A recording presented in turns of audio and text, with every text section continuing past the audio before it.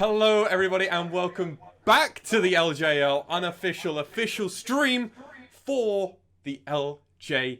I am Master One. As always, I am joined by my color commentator and my play-by-play caster, Nightmare and Initialize. As always, please introduce yourselves. I love the energy you bring to this, by the way. It makes our days just so much better. Getting up early to cast these games, I'm glad we get to do it with you. I'm dead inside, it's fine. Yeah, it's just fake it till you make it, right? Oh, 100%. Speaking of faking it till you make it, we were all doubting that composition. We thought, what was going on? And actually, that was a hell of a combo there from V3. Yeah, but obviously, like, this game is now done, and it's AXIZ that have to move on into this next game versus Burning Core. Indeed it is. So Burning Core are a team which haven't changed their roster coming into this split. No. They were typically a mid-table team. AXIZ is typically a bottom-place table team. So, you know, in terms of the power rankings we gave them, Burning Core definitely have the advantage coming into this game in terms of, like, our predictions and our expected outcomes. I do have to correct you slightly there, Alex. We do have one new member to Burning Core on their starting roster, and that's Proud, remember, in the support player. Yeah. So It is coming we're over from the LCK, I believe, as well. Yes, this was one of the larger names, I guess, to kind of be more coming in to the LJL, an ex-LCK player now coming in, so that's definitely going to be an interesting pickup for Burning Core. But yes, as you were saying, AXIZ, wow, running it back. Are we going to see a mono blue comp again with just a Kale splash? Like, that's what it was, right? It was a mono blue comp with a hint of yellow splash. You can tell there's a bit of a background in Magic the Gathering over on that side of the screen. No idea what you're talking about. But I actually want to give a little bit of credit to AXIZ, who I thought at least played with a little bit of purpose. I don't think it necessarily worked out. I think V3 kind of ran over the bot lane and spread out from there, but I thought Unyan's Kale got a lot of pressure down in the side lane. Yep. And there were ways into the game for them. I think they just kind of got blown up before they could scale to a point where they were unmatched. And that's a lot better than I was expecting from AXIZ, actually, potentially. And that's a good sign. And hopefully they won't end up versus kind of a composition they've probably likely never seen before with that kind of intense dive potential. And while Burning Core haven't changed a lot, we have seen a number of other changes across the league, and we reckon that Burning Core probably dropped down a little bit in the standings from where they were last year. And AXIZ maybe, they're going to be stinging from that loss, but there's some positives they can take from it, and maybe they can play a little bit of a more stable game versus Burning Core. That's what we're going to hope. Yeah, absolutely. So, just before we do get into game, I want to ask, which is the lane or the role that you guys are going to be watching, and who is your player that you're going to be really expecting to continue stepping up or continue performing? For me, for AXIZ, it's going to be Hoglet. I think they performed rather well, actually, in the first showing of this game. I think game one for them versus V3. He tried. He definitely was there in a lot of the team fights. He was always a member. It was rarely that a V3 were coming in for a gank and he wasn't on that side of the lane, or at least that side of the map.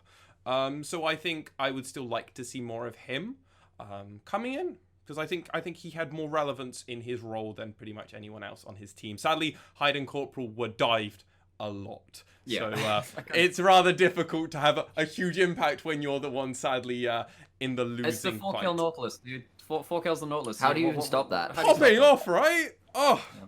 But no, for me, I think it's Unyan. I think that he played the Kale really well. I think he showed that he could safely get a lot of farm on side lanes. He almost turned around a couple of fights, but by that point in the game, they were just really far gone. It was just, it was just a snowball from V3, really cleanly executed. I think that the solo lanes from AXIZ did remarkably well given that, though. Yeah, Agreed. And actually, the guy I'm going to be watching from AXIZ is actually, I think Unyan had a really smart pick in the top lane in the ranged matchup, and the scaling matchup of Kale into set. It's a free lane for her. And I have high hopes of him versus Rayfaki in the top lane if he's going to bring out that kind of clever pick. And we'll see how it goes. Okay, well, with that all in mind, I'm gonna count us in for our next game. assuming you guys are ready. Yeah, I'm good. We're ready to go. All right, awesome. It's not just production who's ready for once. Oh, feels good. Feels good. All right, let me count us in 3, 2, 1. And with that countdown, I will bid you guys adieu. Good luck casting. Good luck to the teams playing. And I will be back as soon as we're out of this game. Good luck. Unless we immediately get a pause again. Yeah, again, obviously, yes. But then we'll be talking more about how I'm wrong about various bands. But that's part of the course. I like to think I'm musical, but clearly not. On the other hand, we've got an Elise first band from Burning Core. Yeah, Elise and Akali, seems like worldwide, everyone just has this handshake of no one gets to play these champions. They're just either too good in the early game or too good at their specific niche to be allowed through into the draft. And this is the first Rumble ban we've seen, I believe. It is the first Rumble ban we've seen, but it's also a pick that has been rising in priority across the globe. We saw it even as a support the other day in the LCK, which says a lot about where this pick is finding its uses. Lucian, again, another ban. Quite a common one over here in the LJL currently. Yeah, so I think the reason that we're seeing Mordekaiser out as well. So a lot of these picks that we're seeing often tend to fight really well against the first Dragon or Herald fights. And that is often where the flavor of the game kind of takes place. If you manage to win those first objectives, you can kind of control the pace of the game. And if you have some scaling on your team as well, effectively you just close out the game through very high percentage plays. And it's another first pick set. I'm not sure what I think of first pick set. We will have to see, and AXIZ have already shown a willingness to play some ranged scaling matchups into it, and I'd be unsurprised if they didn't look to do that again. Ooh, Syndra though, made it through. Was left unbanned, and this has been a high priority ban over here in the LJL, and it's immediately picked up along with the Rek'Sai again from Hoglet, who had a pretty good game on that champion. Well, I would hesitate to call it a pretty good game because it was just a rough game all involved, and actually against the competition they were playing, that Rek'Sai really suffered. We'll see what kind of competition comes out of Burning Core this time, as Aphelios is locked in, and it's the first Gragas of the split. Gragas is definitely one of those champions I think that the LGL has a lot of really good players of. It is indeed, and once again we're seeing the hover of the Kiana. They did this last game. I will not fall for your trickery this time, Gariari. Leona probably a more likely pickup here, I imagine. Yeah, we'll wait until something's locked in. But yeah, we see it locked in this time as well. So we actually have some very high priority picks from the AXIZ competition here, and actually on both sides as well. A bit of a trade in priority picks from both teams. Set for some reason definitely being that first pick, even though even in the last game we saw that Set went down to this pretty massive CS deficit. Yeah. It did manage to have some decent team fights in the end of the game, even though it wasn't the integral pick. This is the third game in a row we have seen this exact ban of Yasuo at this exact time. I was about to have that conversation that I was assuming it was a specific thing versus perhaps V3, but the fact we are seeing it going across the board means that the LJL really rates this pick in some way as a counter or a flex. I'd be interested to see if it ever gets through and why that's been so highly prioritized here in the ban phase. Misfortune now a ban as well. Sensible is a dangerous combo with that Leona. Yeah, it's just a really strong lane. We saw that Archer had a decent game in Game 1 versus DFM. Unfortunately, they kind of fell apart as the competition came online from DFM. But, you know, the MF, really high priority. And one of the top tier AD carries. We do see Senna on the board still. We'll see if Burning Core choose that as their last ban. Might well be a sensible one. It would probably force AXIZ onto something more like an Ezreal, perhaps. The Lucian's already gone as well, so a lot of those top tier AD carries have gone. Cassiopeia is also banned away here. We've been seeing a fair few Cassiopeia picks, actually, more than I was expecting coming in. But the Kayle ban instead, we just saw it in the last game. Unyan did play that to fairly decent success against the set in lane. But, you know, while you can ban out the Kayle, and Kayle is a decent matchup post-level 6 into the set, I would really like to see... Okay, they lock in the Ryze. I was about to talk about Gangplank, but Ryze is fine. It's a constant range matchup. Does manage to bully a lot of these melee top laners. Yep, and it's another split push threat, right? And we do know that Ryze hits a certain point where he can just start pushing down waves. Oh, also, you know, just backtracking to the Yasuo thing, the Gragas is already locked in. So actually, Yasuo Gragas is a good ban to take away. Indeed. Just wanted to cover my base there until someone starts flaming me in comments. I mean, it is always one of those conversations, right? Like, if you are going to draft a Yasuo, you need to have some knockups. Yeah. And the Flay would have been quite nice too, but it does mean you've got an Aphelios Thresh, which is a lot of pick, a lot of CC, and that Lantern gives Aphelios a kind of pseudo-mobility, which he doesn't otherwise have. Yeah, we used to see it with Jinx Thresh, now we're seeing it with the Phalios Thresh, just lots of mobility for an AD carry that really shouldn't have that much mobility, kind of unbalances them a bit. Proud, coming in from the Freaks, he's a Korean support, has a lot of, yeah, he didn't have the most playtime last year, but we do expect great things of him. And we're seeing Victor pick first one over here in the LJL. We've seen it a couple of times over in the LCK. We've seen it over a couple of times over in the LCS. We've seen it once or twice in the LEC.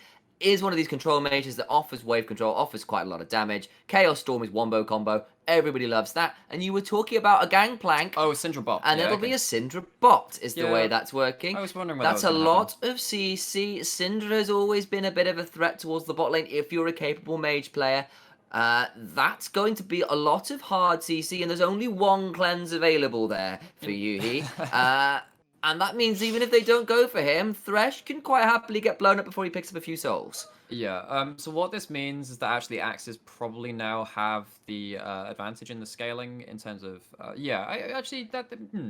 that's an interesting question, because actually AXIZ don't have themselves a dedicated AD carry, and they are against a Set who does take a bit of dedicated DPS to take down in these late game fights, but GP will be able to survive this lane, you have to think, versus the Set, scale up into those side lanes and have that fantastic ult for these team fights later into the game. Plus, there's a lot of ways to deny Set getting in, right? Like, there is Scatter the Weak, there's a Cannon Barrage for slows, there's Barrels for slows, there's Solar Flare, there's Rise Roots, you know. So this Set's actually possibly going to find, well, actually possibly is probably, let's up that probability. It's going to struggle to get in. And while there is a lot of wombo combo here from Burning Core, specifically Moonlight Vigil, in with a Cask, in with a Chaos Storm, it's not like AXIZ haven't found, I think, a decent answer into this set in GP. You had called for it earlier, and we've seen GP starting to come back in as this sort of scaling damage top laner. Yeah, and GP just tends to survive much better than he did in a lot of matchups last season. We're seeing less of the bruises come through to really punish him. But yeah, Set is definitely not a champion that is really going to kill Gangplank over and over in terms of diving. In fact, like, if Gangplank gets behind, maybe you see a bit of that, like we said in the Aatrox matchup as well, but it's not something you're particularly afraid of. That's very true, and as we come into our game 3 of the week, of the first week of the LJL, I am excited to see another one of these slightly off-meta comps. It bodes well for the LJL being a really entertaining league to be casting and watching, and I'm interested to see how Hyde performs on this Syndra bot lane. Yeah, so one of the reasons that Syndra... Oh man, it's the sit-up spam from Set already. So interesting. We're not going to talk about the game again. So at Set, a new champion, if you play his taunt reaction, it makes him do sit-ups, and if you spam it, it actually just makes him do them faster instead of restarting the animation. It's next level BM, let me tell you that. We like Riot Spaghetti is being upgraded into some spaghetti bolognese there. That's because it takes some meatballs to do that, right? Oh, yeah, that was. Yeah, okay, we're moving on from that. Okay, all right. Going back to the game, so we see the Syndra picked up by Hyde in the bot lane. One of the reasons Syndra is such a popular pick in competitive play is that it is a flex pick between mid and bot lane. So we'll see if it's worth that priority on that champion for AXIZ as a team. And we're seeing opposite sides of the jungle start here. Rek'Sai getting a solo red buff up in the top side. Gangplank getting Gragas rather getting a leash in the bot side. They both got barrels. They both start with a G. I'll take that. But apart from that, we're looking like pretty standard lanes so far, and we'll see where this early game goes. In fact, I want to ask you about that. Where are we thinking the early pressure is going to lie in this game? Well, so once again, the GP team really wants junglers to be away from that lane. Just means that GP manages to survive through the Triforce and the next couple of components for the next item, then come into fights and really start wrecking with barrels and the ultimate, really. So the longer this GP is unmolested, the better it is for AXIZ. Apart from that, I think that we'll probably want to see once used... So when we talk about Gragas, as a ganking jungler, we tend to say that he has a shotgun gank. It means that he has everything loaded into this one shot and then has to reload, has to pump it over the next 5 minutes when the flash cooldown is gone. So what we're really looking for is choose one lane, commit the flash body slam, and see if you can get a burst kill on someone. Yes, and there's a couple lanes where that might be available. We're already seeing a fair amount of attempted skill shots down in that bot lane. As we said, there is a lot of CC down there, and I could imagine the addition of a jungler could unbalance that lane quite quickly. That's quite interesting for once there. What we saw there is actually him aggroing both of his topside camps at the same time, the blue buff and the Grom, so he can kind of kill both of them at the same time. It's a bit of a micro thing you can do, but it does save you a bit of time in that jungle clear. Yeah, making sure you charge that cask up on the ground to get the damage on both. It's always a nice little touch. We are seeing an early shove in on the bot side here. There is a big wave stacking up, so this CS lead we are seeing down here probably going to be evened up under tower. But Hoglet is here. The TP's coming, and they had enough last game, and they forced double flash out for the TP. That's definitely a return opportunity, and that means any of this CC that AXIZ's bot lane will land is going to stick that much harder. Oh, that was actually very, very close to working out there, but at the end of the day, it's actually it's a teleport committed from the Ryze in the mid lane. Does manage to back now to get the tier, but actually we see in the mid lane Rocky on that Victor has managed to get a mid lane freeze in, which means that Ryze is going to lose a little bit of CS before he manages to get back to lane. This is actually quite impactful for that mid lane matchup. Yeah, we'll see. Although it looks like it's being pushed out a little bit more now. Or maybe not. It's difficult to see. I'm just watching the blue icon go forwards. And once it's going to come forward and see one tiny little Krug available. And it's going to be very disappointing. But Gary Agu picks up blue buff. Is going to head towards the mid lane and try and break open the freeze that Rocky started. It reminds me of... do you remember when Krugs were first released and you can counter jungle them by leaving like one of the mini ones? I remember. It was so frustrating. You would lose just a ridiculous amount of gold and XP because you could keep it on that one small little Krug thing there. They've changed that now. You just have to kill the 2 initial Krugs to kill that camp and put it on a cooldown timer. Indeed, although I will say they have changed it over the last couple patches to make sure those mini Krubs come with a little bit more gold and experience as part of the sort of the jungle XP buffs, we'll call them, slight buffs. They're less like little coins on the ground now. They're more like little coin pouches, maybe. Yep, and once going in for invade on the Raptors does take the big one, but gonna back away before anything else happens. He might throw one last caster claim. Let's more Raptors. Nope. Gonna throw the vision cone up, keep Hoglet on vision, and just battle ward him a little bit as Rayfarki comes in towards this top side where the Krugs are. They're going to contest to these. Once is a bit angry that he had his stolen. He's going to take half health off Hoglet, who is his new jungler. Going to have to sort of be a bit frustrated at where this invade is coming from. But Gragas isn't even going to stop for them. He's just going to make sure that Hoglet is slowed down, I guess. But bot lane pressure continues. This Syndra continuing to cause a lot of trouble, and it is now a 20 CS lead down in this bot side. Yeah, 20 CS lead down for this Mage of Syndra as well. Able to keep this Aphelios, which we know to be this mid and late game menace, in check a little bit so far.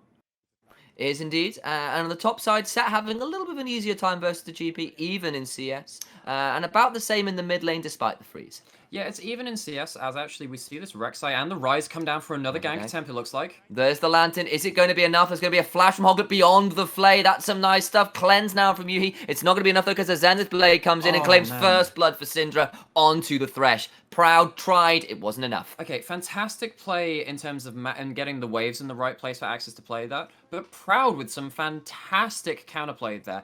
Uses the Lantern to get Aphelios a little bit further out of range. Hooks the Rek'Sai away from the Aphelios after the initial CC comes through, activates the Aftershock, just making a little bit harder for the AXIZ to take him down, and actually making it only a 1-for-1. GP ult committed to clear the wave on top side. And it means that dive top is thwarted. Yeah, GP loses some experience, but that's about it. Not a lot of plates going to be gained, and Hoglet is here with a large amount of rage, capable of healing himself back up, and is going to take this first Mountain Drake of the game. Clean stuff. First blood, lots of plays, first Drake.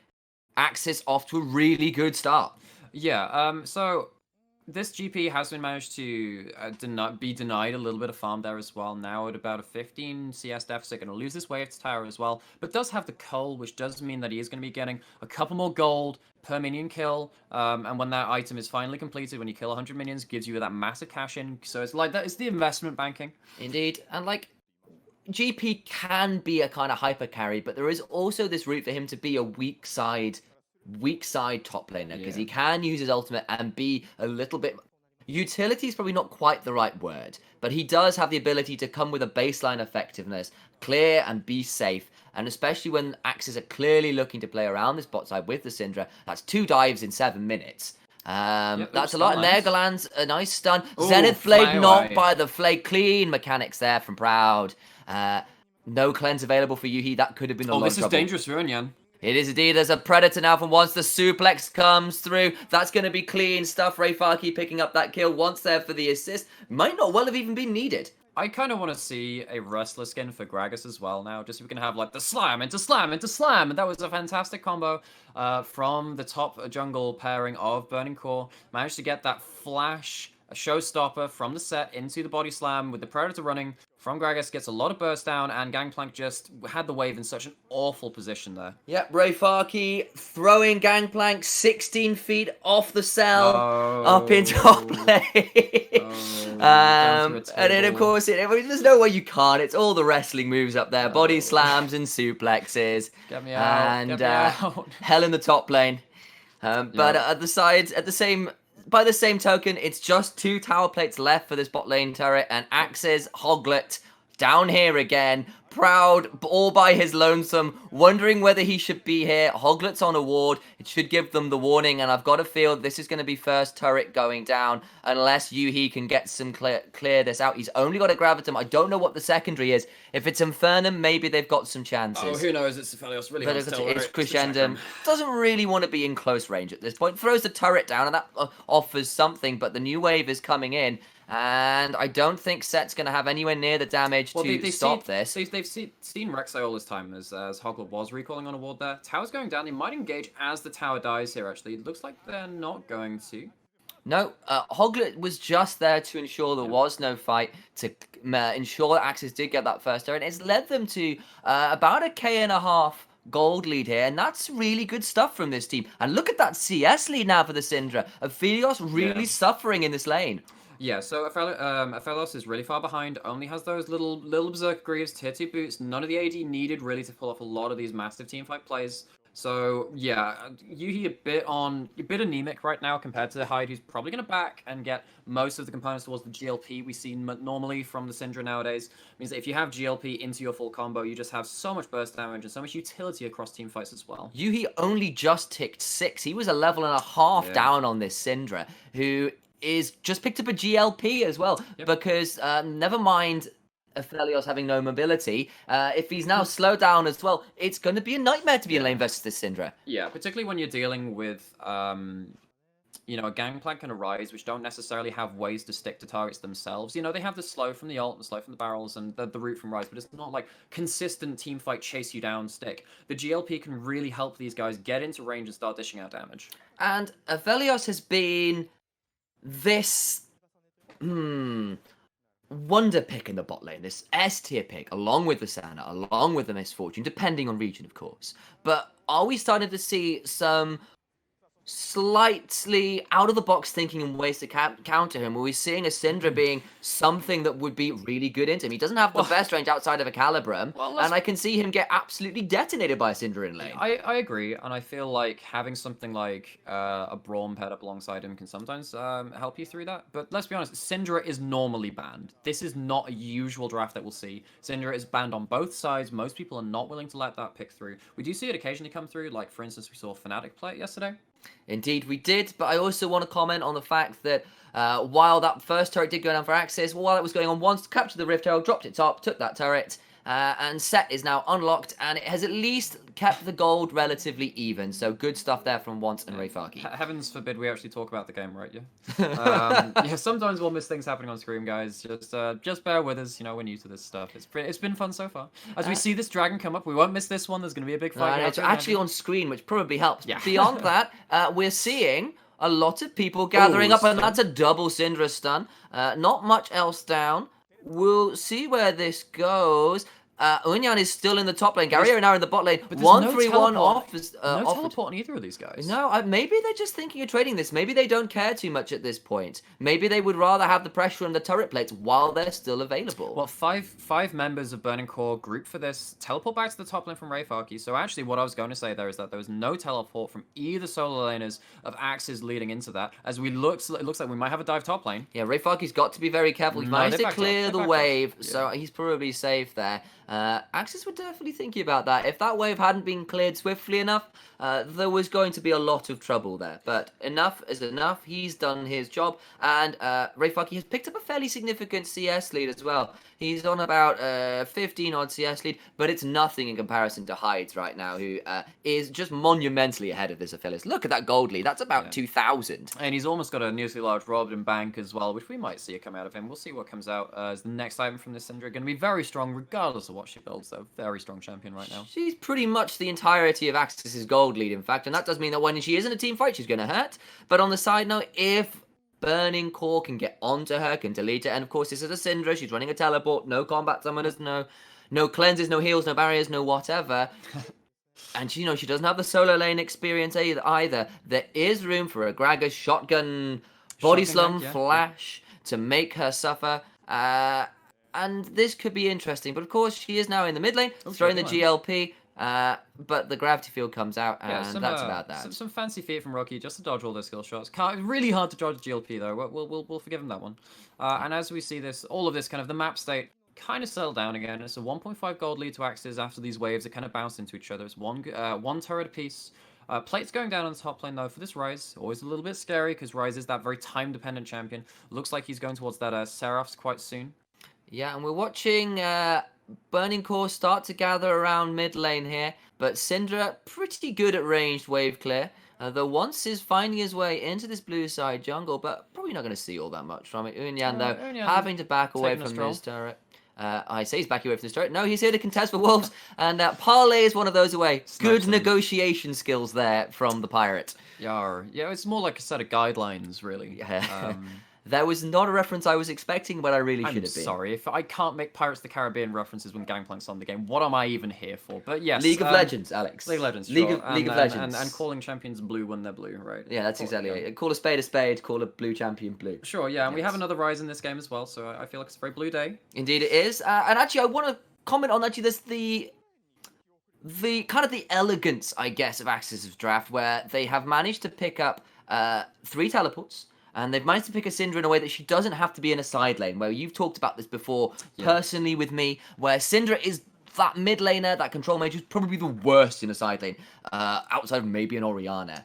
Yeah, so Syndra doesn't really like to be in a side lane just because she doesn't like people coming at her from multiple angles. This is why often when we see a Syndra, you'd like to see front-to-back team fights. You'd like to just be able to pile people back into each other with the Scatter the Weak, stun multiple people, but you can't do that when people are flanking you, really. So when you're in a side lane pushing up to a turret, you don't really have that option. So it's better to stick the Syndra in the mid lane, really, or sit them at a turret just wave clearing. But in this composition where you have a Ryze and a Gangplank, it does become a little bit easier to decide who's in the side lanes. It does, and that means you get to have your cake, namely the Syndra, and she gets to eat it too by being in the mid lane. She eats it. Wow, you want to eat Syndra? Yeah. I'm a cannibal at heart. You're a Cho'Gath at heart. Huh? That's exactly it. But not really where I was going for that, because we've got Hooklands? a Rift Herald start, but that doesn't matter because it's a great hook from Proud. But the Gangplank ultimate coming through, and there is a massive set showstopper doing so much damage, and he gets a lot of damage, and he's got a Haymaker, and he's doing all the damage, and that's so much work. He's on a triple kill. He gets a Syndra shut down, though. That's a double kill for the Syndra turning this around, and Unyan is running away from Roki, who can't quite get there. Oranges keep him alive. It's a 2 for 3. Syndra just about turning around what was a nightmare start for that fight for AXIZ. And I was going to talk about this earlier into the game, but this isn't the tank set we saw in the last couple of games. This is a Triforce with Conqueror, gets so much damage down. What we saw there was another massive suplex combo. So Gragas throwing out the ultimate cast, and then Set coming in with the showstopper to ping them back and kill that Gangplank very early into that fight. Teleport is committed from AXIZ, and it looks like the Herald will be stopped from Burning Core. Well, it's looking like we've got 2 distinct carries. It's a 4-1 Set versus a 3-0 Syndra with a 60 CS lead. Like, AXIZ have to be very grateful they picked up the last 2 kills at the end there. So this starts with a hook landing onto Proud, forces the flash away very early, and then we see this massive committal from the Bash Bros at the top jungle from Burning Core. Rayfucky gets so much work down here, gets his second shield of the fight to make sure he doesn't die to the Rek'Sai ultimate, and then buys enough time to almost chase down this Gangplank, wherein Hyde just about pings away each of the remaining members there, cleans up a couple of kills. Indeed, and we're looking at an Infernal take here from AXIZ, who have managed to claim that, and the Rift Herald is still up. That was stopped Teleport was burned from Gary Harrier to stop that, actually. And Serap's complete for that rise now. We're looking at a heck of a game on. It is Mountain and Infernal for AXZ versus the Ocean for Burning Core. And it's an Infernal Rift. But pause. Would it be a first week of the season game if there wasn't a pause? Lexi, how are you feeling about this game so far? You would. What is going on? This is so much action. There is so much action. Oh my god. So I mean, this Syndra pickup has been working phenomenally so far. Like Hyde on this Syndra has been just performing so brilliantly. That team fight. My god, Ray Fakey? Like suplex. That's a tally. It's Ray Farkey. Ray Farkey. Three. We're on three. Here we go. That's probably a third. Ray Farkey on that set ult was just phenomenal. He just came out of nowhere and basically just kind of opened up that fight completely for Burning Core there. Yeah, I mean, he really did, and I think it has become a bit of a tale of those two carries, but I kind of want to really credit Hyde for his Syndra skills. Like, it's one thing to be good in lane on a mage. A lot of AD carry players are, they're very high they'll be very high on the solo queue rank ladder. They'll have some idea of the mechanics, but it's a very different experience playing a mage out of lane in team fights. And when we've seen that kind of come to fruition over the last couple of years with mages becoming more of a feature in the bot lane. Yeah. And the fact that there is then that divide post about 15 minutes when we start to see players out of lane on those mages, and so far, so good for Hyde. 3-0, cleaned up the end of that team fight, stayed safe, put out damage. That's what I'm after from someone who's picking up a Syndra in the bot lane. Yeah, and for me, it's about not whether you can... Yeah, again, talking about the laning thing, yeah, it is you have those skills which you can kind of transfer in the 2v2. You know when you're going to go in, you know when you're going to disengage. But actually staying safe in a team fight as a mage is very different because you have a very different set of tools available to you. And as we saw there, while Set had a fantastic start to the fight, Syndra managed to clean up a lot of kills on the back of it, and there was a lot of damage coming out from that Syndra, so very relevant so far in this game. Yes, I mean, we just saw AXZ take that Infernal Drake, so that means it's going to be Infernal Soul, I believe? Yes, it's the first one of the Infernal Souls, Infernal Dragons coming down. Yes, because we've had Drake. Double... No. Yeah, we had Mountain, then... There was Ocean. Ocean. We've had two Ocean Drakes the previous two games. This is our first Infernal Drake as well for the LJL. So this will be... We've got Infernal Rift... We've got Infernal Soul on the line, and along with the Ocean Soul, I'm pretty sure that's considered the most powerful. Those two are considered the most powerful souls available in the game right now. Well, it depends on your composition. I think that in this game, when you're dealing with a Syndra who can just pop people, the Infernal Soul is just invaluable.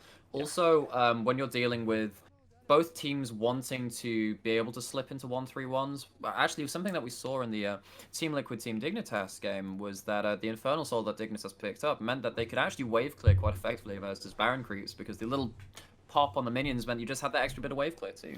And that's a good thought. And I also want to say for specifically versus a Set who wants to take damage to build up his grit, it becomes a lot riskier versus an Infernal Soul, where if you let yourself get too low, try to build your grit too high, you can get popped before you get to use a Haymaker. And that is dangerous. So he's got to be a little bit careful with that. So what are we thinking for AXZ to win this game? They need to get that Infernal Soul, and then they can really... I think an Infernal Soul is good for any team composition, because it scales off of not just your adaptive stats, but also your tank stats as well. Obviously not many tanks in this game, well, none really, but yeah, I think particularly having Infernal Soul onto a scaling composition with burst carries like Gangplank and Syndra, it's really good for them. I think also, like, for this game where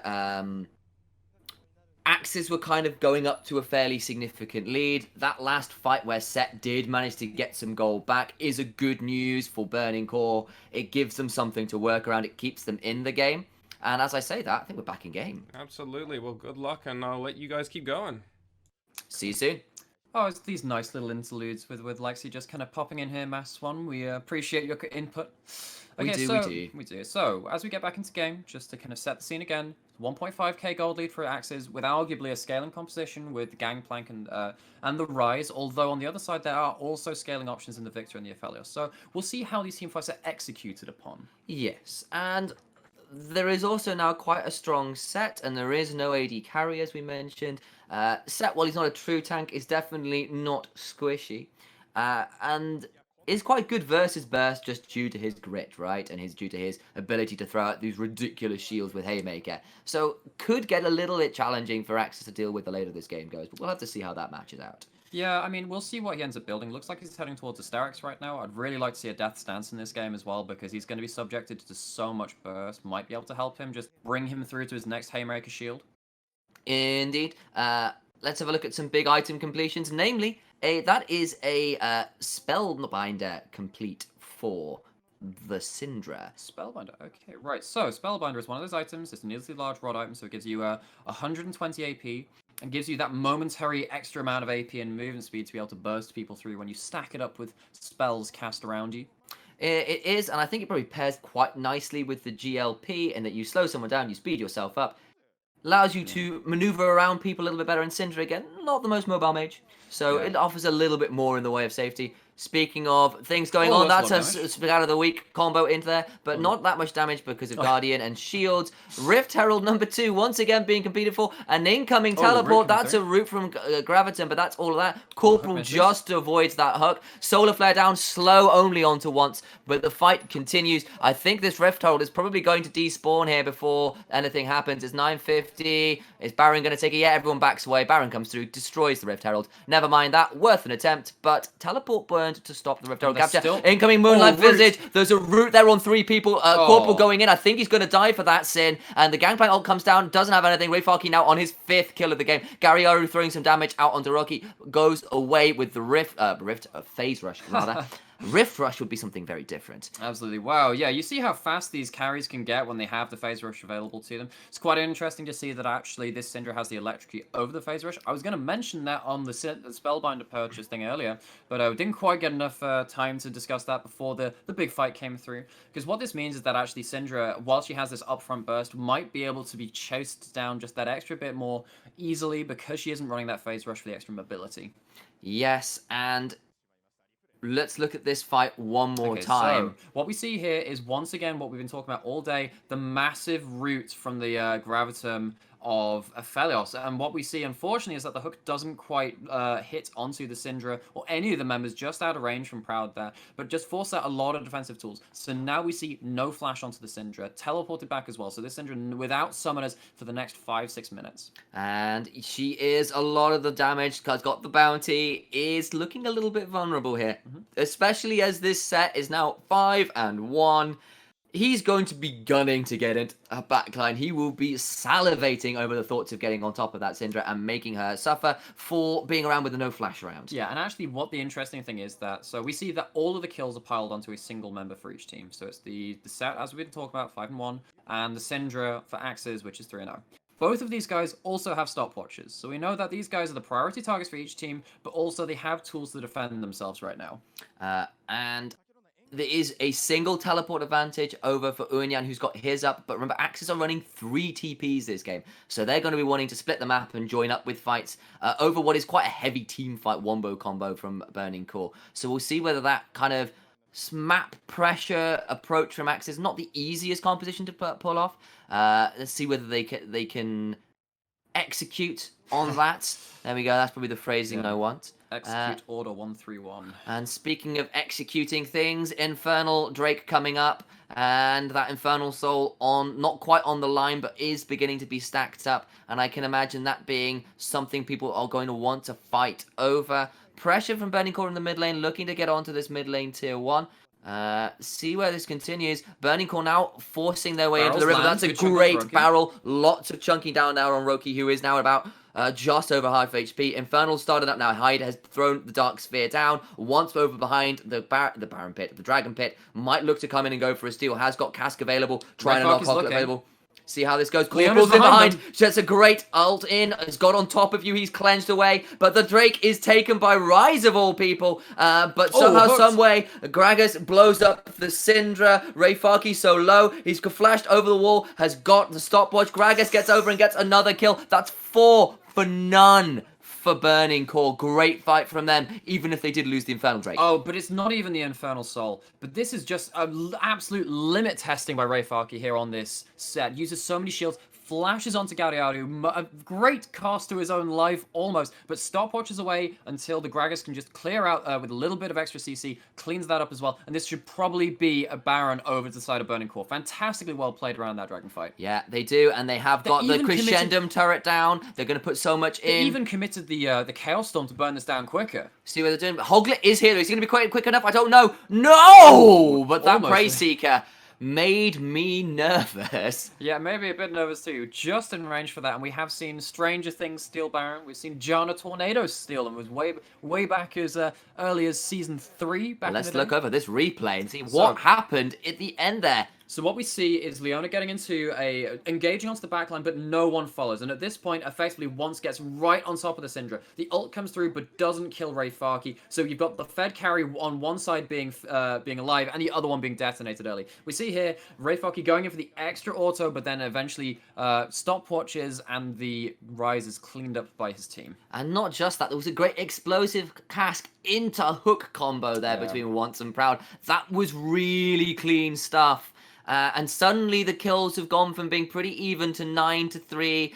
Baron has been taken from Burning Core. They've got a gold lead. That early advantage the Syndra had is meaning less and less as this game goes on. Yeah. Rise Realm Warp here on the side to bring him into the mid lane just to stop this push. We even saw the Spellbinder pop there from Syndra as well. They were thinking of an engage. Yeah, the Rise ult came in, just trying to bring in a Leona for an engage somewhere. And but yeah, no, didn't quite work out there. So now they're bereft of a couple more tools to fight this next siege with. Indeed, and it is going to be a bit of a siege. On the other hand, AXIZ have still got a hope in an Infernal Soul. They only need one more to get them that, and that could bring them right back into this game. But it depends whether they'll ever be able to get into the river again, depending on how much they lose here. But what we do see is Galliardo finding his way up into the top lane, actually. The waves pushing in their favor might be able to trade a bit of map pressure, get some damage onto this top lane turret. And that is kind of the joy of having a split push comp into this. That's a Moonlight Vigil down. It's a slow, only onto the Syndra, is rooted away from the tower. Keeps them away from it, though, as I just said, and that means that mid lane tier 1, or sorry, rather T2, does go down in favor of Burning Core, and Ray Farkey now shoving up onto this. Uinhan trying to throw as much damage down with these barrels as he can, but that cannon minion keeps pounding away, and this tower is getting lower and lower and lower. See where it goes. Galliardo has back now as well. Yeah, so what we see now actually is that because this set is now sitting on 2 items and some extra resist as well, this Gangplank just doesn't have the damage at this point in the game to really force set off of towers, particularly with the Baron buff as well. There's only 30 seconds of it left, so it looks like Burning Claw won't get any more value out of this one, but it is a good power play of around about 2,000 gold, which brings them into about a 3k gold lead overall. It does, and like, game's not over. Baron didn't break the base. AXIZ is still alive in this, but Burning Core have kind of found their footing now. They are very strong. They have a set that is untouchable. And they have an Aphelios that has items to do some damage as well, along with a Victor who's picked up Eludence, and I believe that's a perfect Hex Core as well. Yeah, it is, and it looks like he's working towards either the Spellbinder or the Deathcap himself. He's going to be really strong into these next couple of fights, a huge amount of AP to work with, alongside that probable 30 to 40% CDR with his rune choices as well. Yeah, so at this point, we're starting to see whether that fight around the Infernal Drake there is what costs AXIZ the game, or whether they can kind of recover. Burning Core now on the front foot. Once is coming around the back with a Predator speeding towards this Syndra, who manages to walk away. Yeah, much to do about nothing there, just a bit of posturing. Galliardo once again playing the sideline game, trying to buy some pressure elsewhere. Has the teleport available to him as well, should a fight break out. And we're seeing a bit of a fight for vision in this topside jungle as well. There's a lot of wards down by Prouding the crew as they continue pushing. Wide. And that was a bit sad. And Galliardo is still shoving on this tower, but depends whether... No, Burning Core just backing away, and that means a free turret now for AXIZ. No one yet backing to contest, apart from looking like we are now seeing the set come down. So that's something, I guess, for Burning Core. Yeah, and this Rise is actually doing pretty well, picking up a lot of solo XP, whereas Burning Core definitely clumping. And this guy's being left alone on the Inhibitor Tower as well. Looks like Rayfaki just getting back in time for that. But the Infernal Drake is live and Burning Core have priority here. This is the Infernal Soul. How hard do AXIZ contest for this? Dragon down to about 2/3 HP. Is the fight looking like it's going to continue? Are they going to get there in time? Have a look. No, it's gone straight down. It's too late, but yes, you're right. The set is coming behind. Ram Warp out now. Hyuga going in, and Rayfaki just blows him up. So much punches. The face breaker gets so much damage. The suplex is stopwatched by Hyde, but Rayfaki now in behind, and that means that Proud gets a clean hook onto the center, who's now dead. Flash body slam from Yunan, but he cleanses away with his oranges and flashes out. But that's a 3 for none. Another great team fight from Burning Core, and they're going to be able to push into this base now, I imagine. Another team fight, another set, massive showstopper, but also another hook from Proud as well onto the Syndra. Hyde has, we were talking about him, praising about his ability to stay safe and deal damage in these team fights. It's not happened after we've mentioned it. It's the caster cursed. I'm so sorry. An Inhibitor looks like it's going to go down as well, although probably not much more after that. It is, but Baron is up in 40 seconds. They're going to be able to reset and get ready to fight around that. Infernal Soul has not been claimed for AXIZ. Burning Core in a really commanding position now in this game. So look at this replay one more time. Okay, so what we see here is the teleport coming through. The dragon is already secured at this point. Hoglet gets hooked very early on, dies, and then Set is just working his way into the backline, forcing out an early stopwatch, into which Proud flash hooks on top of him, timed so well, and there's a good flash body slam to follow, but it does get flashed away from there as well. You have to imagine if the gangplank goes down, perhaps that's a game-ending play in itself. Yes, and this set is monumentally strong. This Victor is only a few hundred gold away from a death cap. This Aphelios, despite a tough laning phase, is now very much online. Proud is landing all the hooks. AXIZ need to stabilize if they want even a hint of a chance in this game. Well, we haven't seen a single kill from AXIZ beyond these 3 kills from Syndra. They just haven't found a way into this game. Yeah, it's hit mid-game, and yes, they found some split push, but the problem is every time they group for an objective contest, they get absolutely detonated. Well, no one can deal with Rayfaki running at them. And actually, every time this Aphelios has Graviton available to him, his little gravity gun with the root on his Q, means that he just fires at whenever a carry shows himself. Indeed, and that's just easy pickings then for a Set to come in and showstopper them. And speaking of Set, he's just picked up a stone plate. So where is the damage going to come through when you need to burst him out? Yeah, he's actually had the stone plate for a little while now. He's had it. He's just giving all those resistances. I believe he had that in time for the last fight, but he's actually on his way to what it looks like a Warmogs at the end of this too, meaning that he'll be able to heal up after every single fight, have a little bit of that extra CDR as well, and he's just such a tanky menace at this point in the game. Yeah. Well, we're hitting a little bit of a down point, a lull state, so to speak. Would you call it a lull state? I probably would. I mean, there's the Baron up, but it's just some posturing for now. We'll see where things go. Hoglet's just hanging around. Nope, backing away. And Burning Core just going to wander into the jungle. Okay, interesting to know that the Aphelios once again has the Gravitum available to him, so we might see another one of those flyby ults. A couple of them have missed this game, but they are quite easy to just, let go and not commit to if it does come to that as well. Not the worst thing to miss in the world. The cooldown is relatively long, but with a 20% CDR of the Essence Reaver, it's okay. Starting up the Baron now. Yeah, Gariaru is down in the bot lane pushing. Is he going to have to TP in? Does have it available. It's just come in now. He's here. He has a Banshee's Veil. Pull off the Baron now from Burning Core. Yeah, I think basically Burning Core were just looking for the teleport there from Galliardo, who has been just threatening these side lane turrets pretty much every time they've grouped up. So what this means is that he can't really do that without Burning Core rushing down the objectives now. So the play for AXIZ, I think, is literally just wait for a Baron steal. I don't think they want to group into a 5v5. You see these skill shots just being fished around as well. If you posture too much around these objectives, you might get hit by a CC and just be deleted. And it's, of course, worth pointing out there are, in fact, 3 teleports available for AXIZ, so they can probably run that play once or twice more. But Burning Core are happy to bait this Baron again. They're starting one more time. No true vision here for AXIZ. They do have the Rek'Sai Tremor Sense, and that's something. They know they're in the pit. Ward goes down, but there's still the control wall, so they're still seeing nothing. Burning Core pull off. Yeah, no teleports back. But one of the things is that as soon as this set builds the Warmogs, they can do this play infinitely, because this set can tank it already pretty well, and then regen up as soon as AXIZ want to try and commit to anything with a teleport. Yes, and I think that does mean we're going to hit a bit of a stalemate here. This is the longest game of the day so far at 32 minutes. Yeah, we were talking about how the games were being quite quick, and we were quite surprised by that. I think the reason that this is going longer is that they don't teleport. There's a realm warp over to Rushing the Baron. There you go. They're going in. Is it going to be quick enough? Burning Core are coming over there fairly quick. Ray Farkey is here. But Yuhi's back in base. And he has no teleport. That could be trouble. But Ray Farkey is here and so strong. And I imagine he could 1v4. He's going in. There's the face breaker. Hyde is just detonated. Never mind, Syndra, you're gone. And the Haymaker is there. Gangplank ultimate's down, but it's hitting nobody. And Corporal slowed. In trouble. A body slam comes in. Yuhi turns up at the end just to get a free kill. And Ray Farkey throws the facebreaker out, which is flashed away from by Gadiadu. But that looks like it's going to be game. Yuan is running for his life. Ray Farkey looking like he might even chase him into the base. He wants this. He's running. Flash for him. Do it, man. He's going. Look at this. This nutter. He's going for it. He's building up grit. That's all this is. Yeah, and it looks like this is going to be the end of the game. They've got all their members available. There's some death timers available. They are in the base. They've got super minions streaming in, or they will do shortly. Ooh, good barrel and run. Let's see how this goes. Can AXIZ defend, or is all she good wrote? body slam. Great indeed. An incoming Moonlight Vigil at the end as well.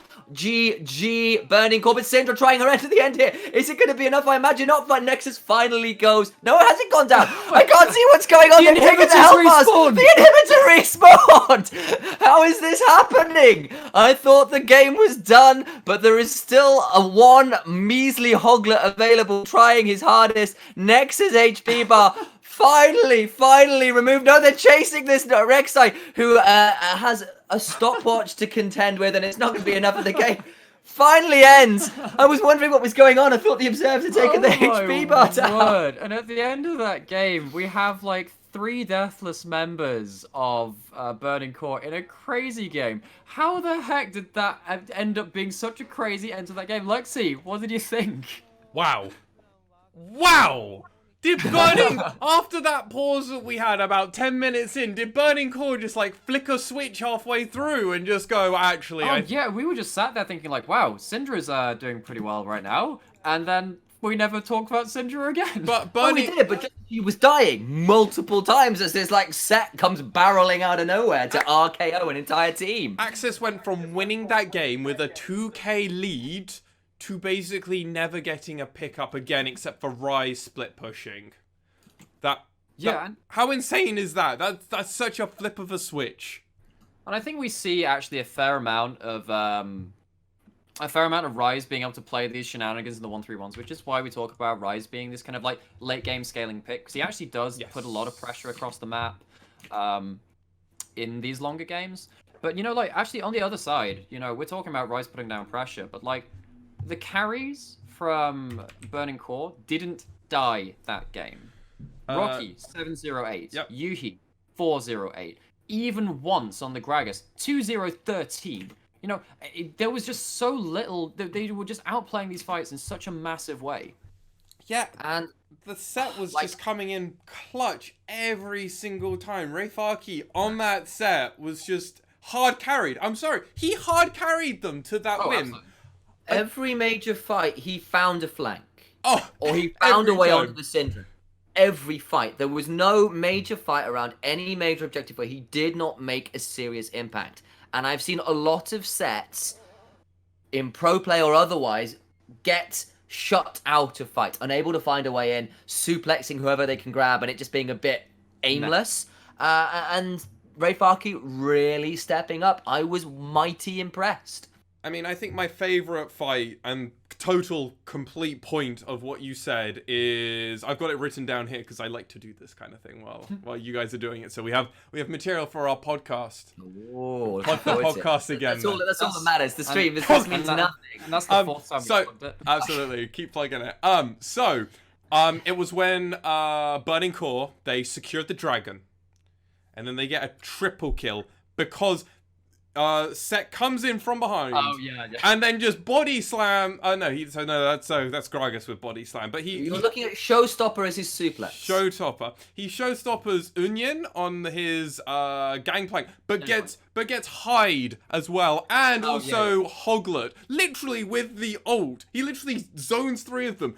kills Hyde, I think, during that, because Hyde has to stopwatch to then stopwatch, die. and then there's the flash hook from Proud right after, after his stopwatch comes in. And the great thing about it is, Proud Ray Farkey from all of this has just zoned the whole team, and Proud is just killing the rest, kills the other two carries. I think he kills Corporal and Gagaru.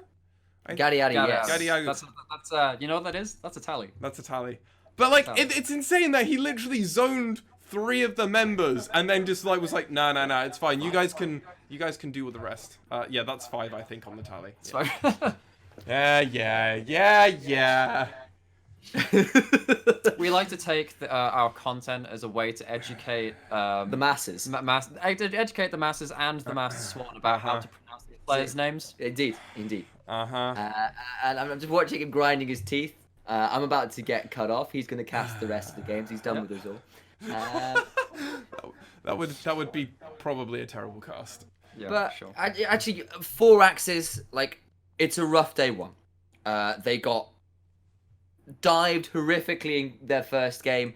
They returned the favour in game 2. They looked a lot better, but they hit this mid game and lost a lot of team fights around objectives and kind of hit this point where they were struggling in the mid game. But they didn't have a bad laning phase, and they weren't out of it. You know, they actually stayed within 2k gold for most of that game, and they had that. It really turned away when they tried to go for that Baron rush, and then Hyde just kind of got, you know, torn apart by Ray Farkey. Just gets hit by the E, pulled in, didn't have Azonias available to him, just died. Yeah, and I mean, to be honest, it was all just like Proud, rather. Just always landing those thresh hooks. Like, clutch thresh hooks. I think he only really landed 2 that made huge, significant play potential differences. But that's what you need. Yep. If you get 1 or 2, that's it. I mean, let's be real. Once got some insane Grog assaults, which just completely displaced. He did the one where he displaced the Rise and the GP. Yeah, the Rise and the GP one, where he just pulls 2 of them back in, and they actually get one of the few kills on the Gangplank that game. Yeah, and there was definitely that one onto trying to remember if it was the 2nd or 3rd dragon fight, where he managed to get that flank around the bottom of the dragon pit, gets right on top of the Syndra, and Syndra just has a really bad time. Yeah, it just gets deleted before she can even do anything. Yeah, that's the one. That's the one where Ray Farkey flashes after the Rise to clean up and stuff and uses the stopwatch. That was a really good fight from Ray Farkey as well. There was quite a few of those. Absolutely, like insane plays from Burning Core. But with that in mind, we do have our 4th and final game of the day. That being but for us of this string, which will be Burning Core versus DFM. The battle of the winners so far from day 1. And you can arguably say that AXIZ have just had the worst performance today because they haven't had to play Detonation Focus Me as well. They've lost against, the 2 teams which you know, have had to play. Well, Burning Core will have to play against DFM next, so we'll see, you know, what the relative power levels are like. But DFM looked so good, and AXIZ haven't had to face that Titan yet. No, so they do have that to look forward to. But with that in mind, we will be taking a very short break here. We will be right back with more LJ action. See you very soon.